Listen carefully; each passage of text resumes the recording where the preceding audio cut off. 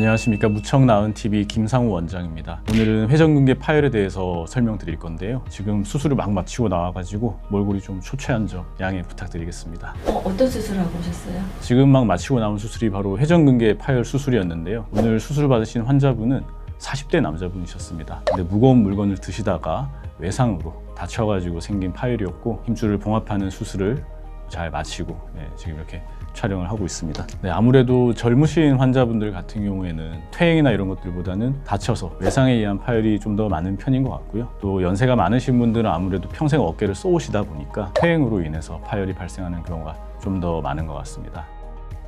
먼저 이렇게 자세하게 설명드리기 전에 회전근개가 뭔지에 대해서 설명을 드려야 할 것 같은데요. 회전근개란 저희 어깨를 감싸고 있는 힘줄들을 통틀어서 일컫는 말입니다. 극상건, 극하건, 견갑하건, 소원건, 이렇게 네 가지 힘줄이 우리 어깨 뼈를 잘 둘러싸고 있는 구조이고요. 이 힘줄들이 어깨가 흔들리지 않도록 잡아주는 역할을 하게 됩니다. 하지만 이러한 회전근개 힘줄이 파열이 되면서 어깨가 흔들리고, 그리고 또 힘이 빠지는 증상이 생기는 게 회전근개 파열이라고 보시면 될 것 같습니다. 일단 이 회전근개 파열의 증상으로는 통증을 들 수 있습니다. 팔을 앞으로 뻗어서 물건을 잡으려고 하거나 아니면 물건을 들어 올릴 때 통증이 생기거나 힘이 빠지는 증상이 생길 수가 있고요. 또 많은 환자분들께서 말씀하시는 것이 야간통입니다. 주무시다가 한번 아파서 깨게 되면 몇 시간 동안 잠을 못 주무시고 뒤척이는 그런 통증이 야간에, 새벽에 특히 많이 생기게 됩니다.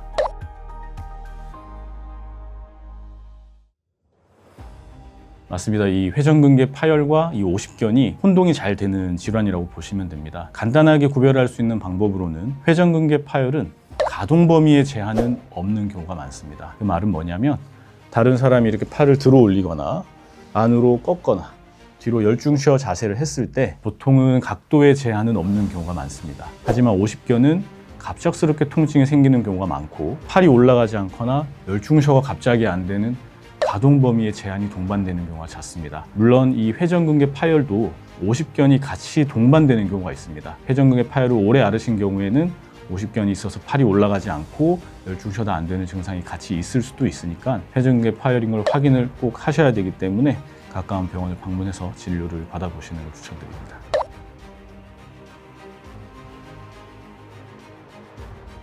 사실 우리 몸에 있는 질환들이 다 비슷합니다. 어떨 때는 특히 아프고, 또 어떨 때는 통증이 좀 경감돼서 괜찮은가 보다, 나았나 보다 생각하기가 되게 쉬운데, 대개는 이러한 통증과 호전을 반복하면서 그 빈도가 잦아지고 또 통증의 강도가 더 심해지는, 악화되는 양상을 밟게 됩니다. 그래서 내가 통증이 없다고 해서 반드시 나은 건 아니니까요. 통증이 있다고 나았다고 생각하시는 거는 조금 위험할 것 같습니다.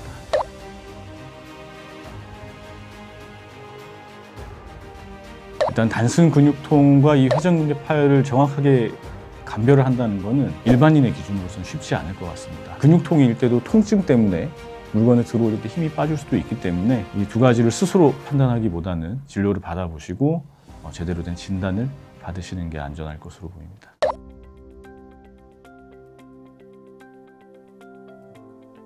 회전근개 파열이 있다고 해서 반드시 다 수술이 필요한 건 아니고요. 일단 그 힘줄 파열의 크기가 중요합니다. 정형외과 교과서에서는 힘줄 파열의 두께가 약 50% 이상인 경우에는 수술을 고려하라고 되어 있습니다. 50% 미만의 부분 파열이라면 먼저 약물 치료, 물리 치료, 주사 치료, 재활 치료와 같은 보존적인 치료를 먼저 해보고, 후에 이 힘줄 파열이 더 악화되는 양상을 보인다면 그때 수술을 하라고 되어 있습니다. 하지만 힘줄 두께의 50% 이상의 파열이 있다면 이건 앞으로 분명히 더 파열이 진행이 돼서 전층 파열로 악화가 될 가능성이 매우 높기 때문에 그때는 선제적으로 수술을 해서 치료를 하라고 되어 있습니다. 물론 50%가 넘는다고 해서 무조건 수술을 하는 것은 아니고, 환자분의 증상이나 다른 여러 가지 요인들을 고려를 해서 최종적으로는 수술을 결정하게 됩니다. 사실 1cm 정도의 파열이라면 저희가 소파열이라고 부릅니다. 1cm보다 작은 파열은 소파열,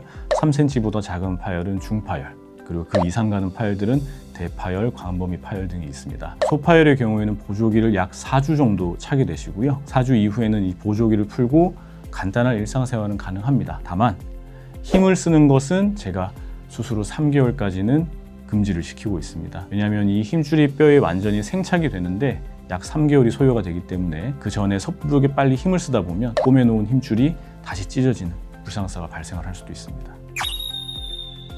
네, 오늘은 회전근개 파열에 대해서 설명드렸습니다. 혹시 제가 말씀드렸던 증상들 중에 나한테 해당되는 증상이 있다고 생각이 되시거나 또 궁금하신 점이 있으시다면 질문 남겨주시면 제가 직접 답변 드리도록 하겠습니다.